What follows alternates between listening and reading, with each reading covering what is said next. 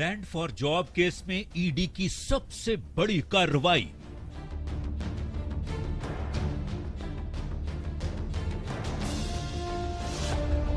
Lalu family के ठिकानों पर ताबड़तोड़ छापेमारी।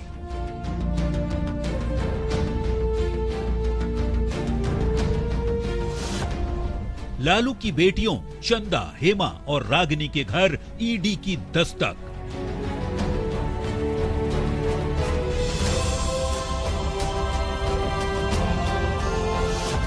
पटना से लेकर दिल्ली एनसीआर सहित 25 ठिकानों पर रेड।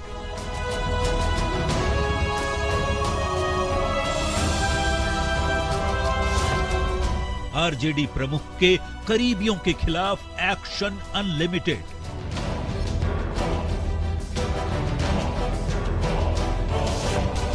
इसी हफ्ते लालू राबड़ी से सीबीआई ने की थी पूछताछ।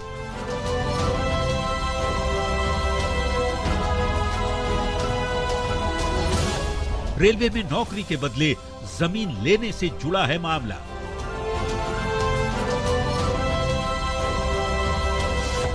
2004 से 2009 तक लालू के रेल मंत्री रहते घोटाले का आरोप।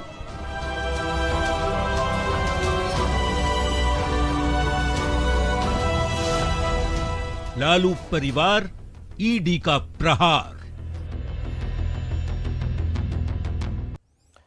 तो लैंड फॉर जॉब मामले में ईडी की टीम पटना से दिल्ली और रांची से मुंबई तक करीब 25 ठिकानों पर छापेमारी कर रही है। इस वक्त की बड़ी खबर हम आपको बता रहे हैं। ईडी की टीम लालू प्रसाद, उनके करीबियों, रिश्तेदारों के ठिकानों पर रेड कर रही है। पटना में लालू प्रसाद के करीबी अबू दोयाना के ठिकानों पर भी छापेमारी हो रही है। फुलवारी शरीफ स्थित अबू दोयाना के घर और एसपी वर्मा रोड स्थित अबू दोयाना के दफ्तर पर भी दबिश दी है ईडी ने। वहीं दिल्ली एनसीआर, रांची और मुंबई में भी सर्च ऑपरेशन चलाया जा रहा है। लालू प्रसाद की बेटियां चंदा, हेमा और रागिनी के घर पर भी ईडी की टीम कार्रवाई कर रही है। गुरुग्राम में नवदीप सरदाना के खिलाफ भी ईडी की कार्रवाई हो रही है। तो गाजियाबाद में लालू प्रसाद के करीबी जितेंद्र के यहां भी छापेमारी चल रही है। तो सबसे बड़ी कार्रवाई ईडी की तरफ से आज हो रही है और एक दो नहीं बल्कि 25 ऐसी जगह हैं जहां पर एक साथ ईडी की टीम ने दबिश दी है। और पटना में जो सबसे करीबी थे अबू दोजाना, उनके यहां भी छापेमारी चल रही है।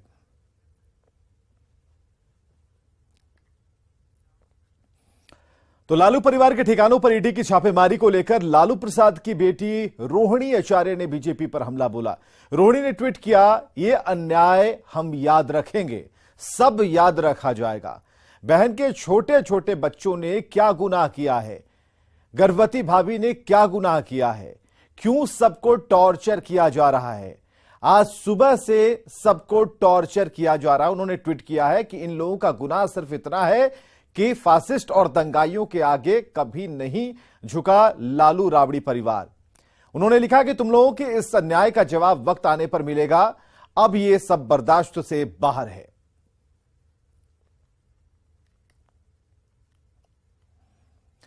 तो दिल्ली के बेहद पौष इलाके में स्थित न्यू फ्रेंड्स कॉलोनी में भी ईडी की छापेमारी चल रही है और बताया जा रहा है कि उप मुख्यमंत्री तेजस्वी यादव इसी न्यू फ्रेंड्स कॉलोनी स्थित आवास में ठहरे हैं, जहां ईडी की टीम ने दस्तक दी है। न्यू फ्रेंड्स कॉलोनी वाले आवास से इस खबर पर ज्यादा जानकारी दे रहे हैं शंकर आनंद।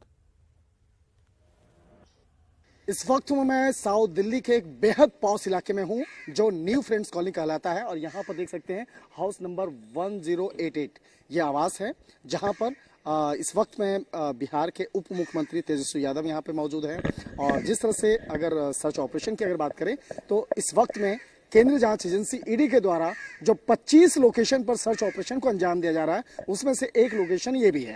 हालांकि इस लोकेशन पे पहले भी इनकम टैक्स की छापेमारी हो चुकी है, सीबीआई की छापेमारी हो चुकी है, लेकिन जिस तरह से कहा जा सकता है जमीन के बदले नौकरी देने का जो मामला था, इस मामले में सबसे पहले केंद्रीय जांच एजेंसी सीबीआई के द्वारा ये केस रजिस्टर्ड किया गया था। उसके बाद उसी केस को आधार बनाते हुए मनी लॉन्ड्रिंग एक्ट के तहत इस मामले को ईडी के द्वारा दर्ज किया गया था।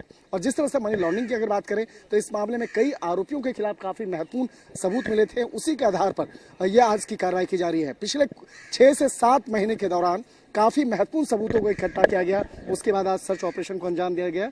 और देखा जा सकता है अगर इस आवास की बात करें तो यहाँ पर तेजस्वी यादव, ये देखिए सामने गाड़ी, इस कार को देखा जा ये कार तेजस्वी यादव का है और तेजस्वी यादव जब भी आते हैं तो इसी मकान में ठहरते हैं, यहीं ठहरते हैं और इस वक्त में ईडी की टीम इस घर के अंदर मौजूद है। और जिस तरह से अगर पूरे इस मामले में देखा जाए कि अब तक जो सर्च ऑपरेशन के दौरान कई महत्वपूर्ण सबूतों को इकट्ठा किया गया है और खास तौर पर जो तमाम इलेक्ट्रॉनिक एविडेंस हैं उसको इकट्ठा किया गया है। देखिए बिहार सरकार की ये स्टिकर जो है बकायदा वो इस कार पे देखा जा सकता है।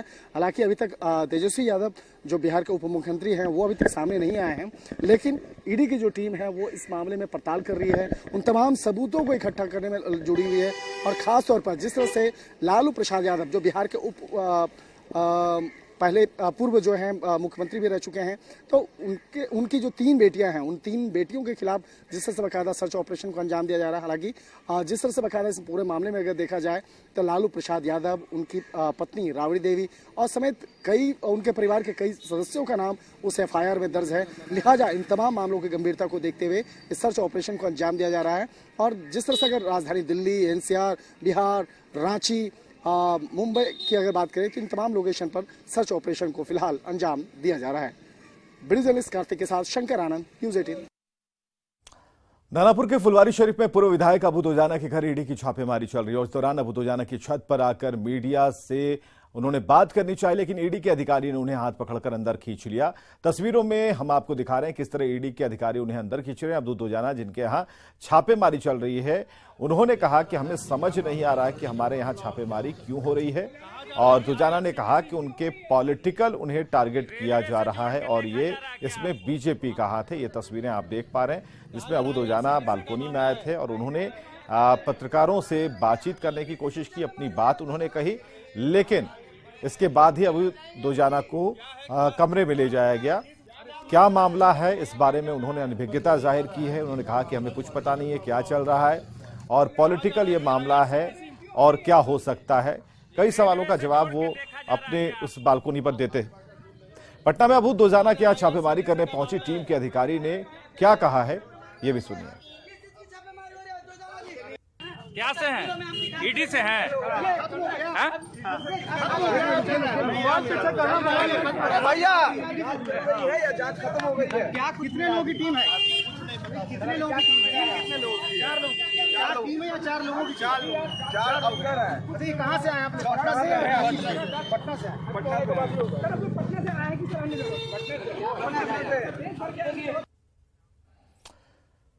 तो जमीन के बदले नौकरी मामले में लालू प्रसाद की मुश्किलें बढ़ती जा रही है। गाजियाबाद के राजनगर में लालू के समधी जितेंद्र यादव के घर ईडी की टीम पहुंची और जांच पड़ताल में जुट गई। अधिक जानकारी दे रहे हैं अमित राणा।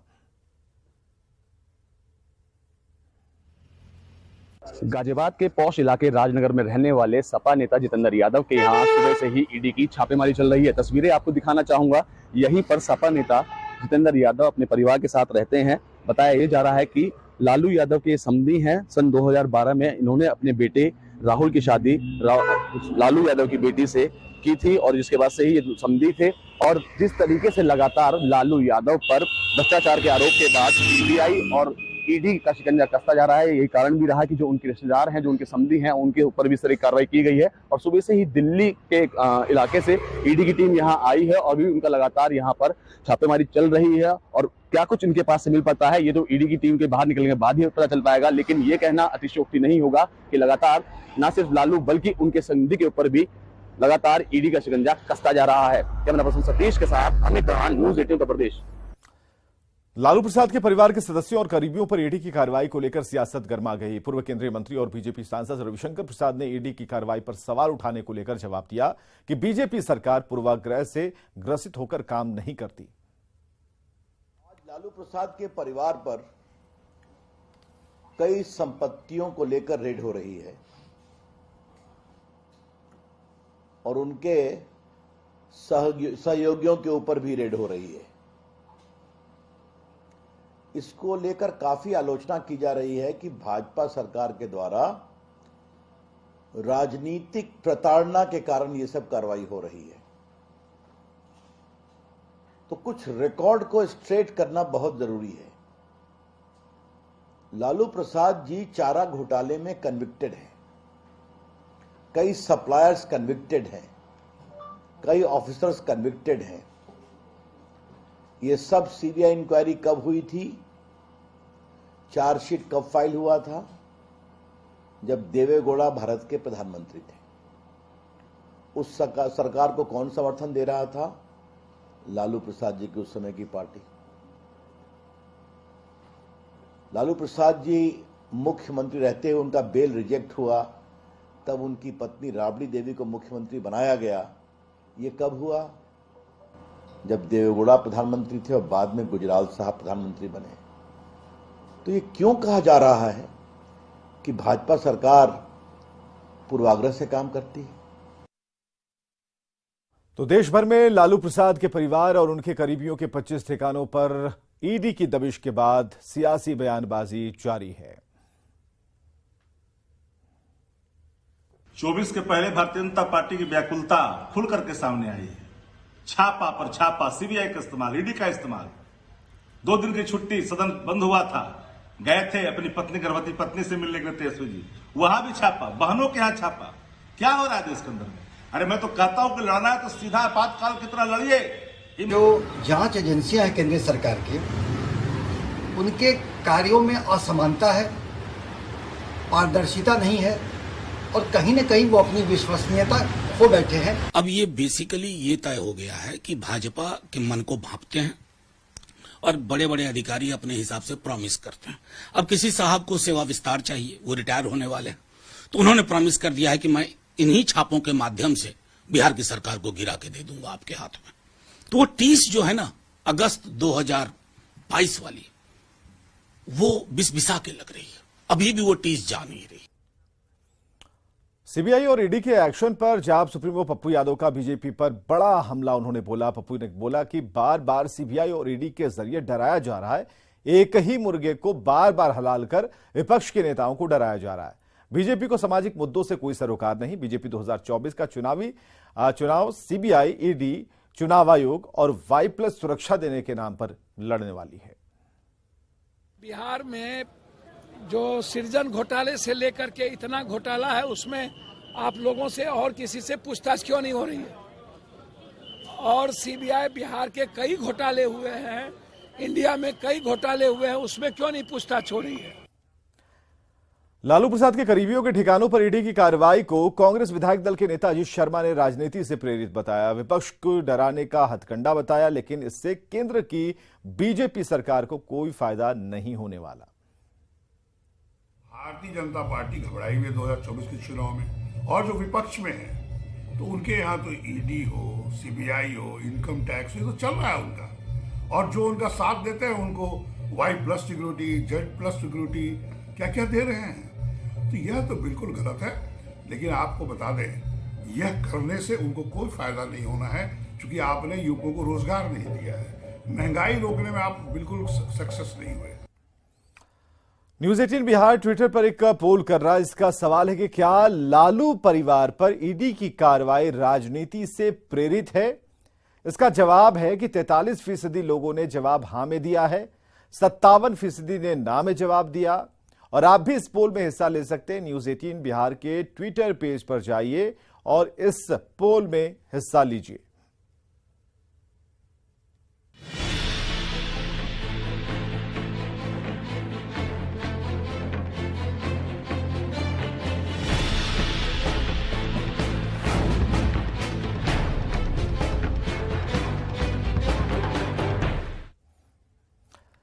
एमएलसी चुनाव में महागठबंधन के प्रत्याशी घोषित सारण स्नातक से जेडीयू के वीरेंद्र नारायण यादव, जिन्हें गया स्नातक से आरजेडी पुनीत कुमार सिंह पर भरोसा जता रही है।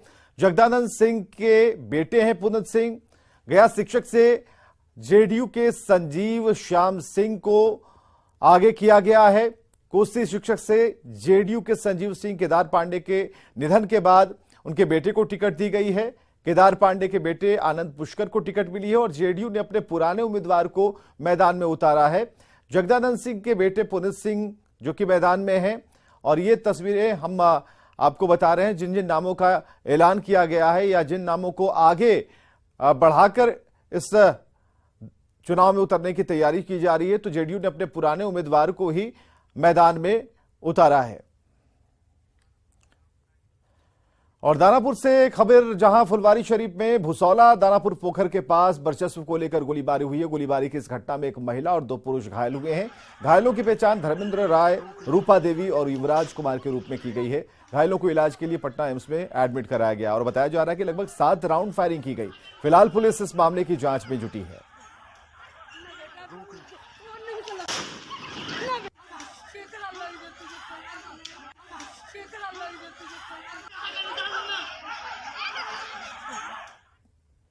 वैशाली के जंदाहा में हथियार लहराते एक युवक का वीडियो सोशल मीडिया पर वायरल हो रहा है। बिल्कुल फिल्मी अंदाज में एक युवक जो है दोनों हाथों में पिस्टल लहरा रहा है और इस युवक ने सोशल मीडिया पर कई वीडियो अपलोड कर सनसनी मचा दी। वीडियो के साथ गाना भी लगाया गया है और एक्शन भी दिख रहा है। वीडियो में दिख रहे युवक की पहचान जंदाहा के चक फरीदाबाद निवासी रोशन गिरी के रूप में हुई है और इस वायरल वीडियो के बारे में जंदाहा थानाध्यक्ष विश्वनाथ राम ने कहा कि मामला संज्ञान में आया है, इसकी जांच हो रही है।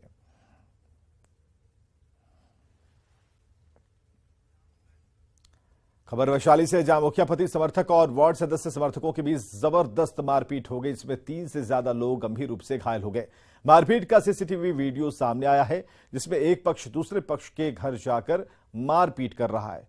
दोनों पक्षों ने एक दूसरे पर आरोप लगाते हुए थाने में लिखित आवेदन दिया है। वहीं घटना की सूचना मिलने के बाद पुलिस मामले की छानबीन में जुटी है और पंचायत में इस तनाव की स्थिति को देखते हुए पुलिस बल की तैनाती कर दी गई है। मौके पर पहुंचे विदुपुर थाने के पुलिस अधिकारी ने बताया है कि हालात अब सामान्य हैं। 3 नंबर ईंटा से और मिलावटी बालू से निर्माण कर रहा था। सबसे 20-20 हज़ार रुपये लेके वार्ड का काम, सेट का काम कराता है। तो हम इसका विरोध किए। मुखिया जी, आप 20-20 हज़ार रुपये क्यों लेते हैं? और काम कराना है तो बढ़िया ईंटा से, बढ़िया बालू से कराइए, मतलब मत कर। हम जब ये घटना हुआ उस समय गांव में हम प्रेजेंट नहीं थे। हम अपने चिमनी पे बैठे हुए थे तो हमको फ़ोन किया कि इसी से मारपीट हो गया प्रिंस और आपके भतीजा के साथ है। दोनों मेरा भतीजा ही हैं। तब वहाँ से भागे आए, गाड़ी लगाए तो सब लोग बोला कि ऐसे प्रिंस के और प्रभात कुमार लालू को मार रहा है। दोनों पक्ष लड़ाई झगड़ा हुआ है। स्थिति अभी सामान्य है, थोड़ा बहुत तनाव बना हुआ है। यहाँ पे उपस्थित हैं बहुत सारे डिपार्टमेंट के दोनों। क्या कुछ कारण वालों पता चल पाया सर? अभी तक कारण अभी कुछ नहीं पता चल रहा है। एफआईआर दर्ज हो चुका है। एफआईआर के लिए आवेदन थाना में गया है, अब थाना पर है। और खबर है वैशाली के महनार से, देशराजपुर वार्ड संख्या 27 में एक प्रेमिका ने अपने प्रेमी के घर पहुंचकर खूब बवाल काटा। बताया जा रहा है कि शेखपुरा के रहने वाली शालू और महनार के सनोज कुमार के बीच प्रेम प्रसंग था। शालू ने बताया कि पिछले साल दोनों ने शादी कर ली थी, लेकिन 8 मार्च को होली के दिन उनके पति सनोज उसे छोड़कर वहां से भाग निकले। अब वो उसे खोजते हुए महनार पहुंची है, जिसके बाद से इलाके में हाई वोल्टेज ड्रामा चल रहा है। लड़का को यहाँ खोजने आए थे, हम सोचे वहीं होंगे। कल लड़ाई झगड़ा हुआ परसों होली के दिन और उसके बाद वहाँ से छोड़ के हमें चल आया। और मम्मी दोनों साथ में ही, सास भी रहती थी और हम भी रहते थे, वो दोनों मिलके छोड़ के हमें चल आए। अगली खबर समस्तीपुर से, जहां खानपुर थाना क्षेत्र के नथुद्वार गांव में एक विवाहिता की संदिग्ध परिस्थिति में मौत हो गई। विवाहिता के मायके वालों ने ससुराल पक्ष पर दहेज के लिए हत्या करने का आरोप लगाया। मिली जानकारी के मुताबिक बेगूसराय के डंडारी थाने के मेहा गांव के रहने वाले प्रमोद चौधरी की बेटी आव्या कुमारी की शादी पिछले ही साल 27 अप्रैल को नथुद्वार के रहने वाले सौरभ सुमन उर्फ चुन के साथ हुई थी, लेकिन साल भर के भीतर ही उसकी मौत हो गई। मृतका के भाई का आरोप है कि शादी के लिए कर्ज को परिवार अब तक नहीं चुका पाया, लेकिन फिर भी बहनोई और उसका परिवार दहेज के लिए दबाव बना रहे थे। खबर है पटना सिटी से, मालसलामी थाना क्षेत्र के दुरुद्दीगंज मोहल्ले में 2 की संख्या में आए अपराधियों ने एक घर में घुसकर बुजुर्ग महिला को बंधक बनाकर लगभग 1.5 लाख के सोने के आभूषण और नकद की लूट की है। पीड़ित महिला ने घटना की जानकारी पुलिस को दी और इसके बाद पुलिस ने मौके पर पहुंचकर पूरे मामले की जांच की। फिलहाल पुलिस अज्ञात लुटेरों की पहचान करने में जुटी है। इतना देरी लग के मारी, तोड़ी से, कटी से, लोरी खोजी से, ई खोज के बोलबे तो एकदम तोरा मार दो, एकदम हमरे सामने भोरी आ चौकी पर जौड़े बैठ गया बांध छान के। जो है चोरी की घटना हुई है, जिसमें एक बुजुर्ग महिला थी, उनको बताया गया कि हाथ पैर बांध दिया गया है। उसके बाद जब घटना कारित की गई है तो अपराधी द्वारा हम लोग छानबीन कर रहे हैं, देख रहे हैं उसमें क्या है। और आइए देखते हैं इस वक्त की हेडलाइंस प्रेजेंटेड बाय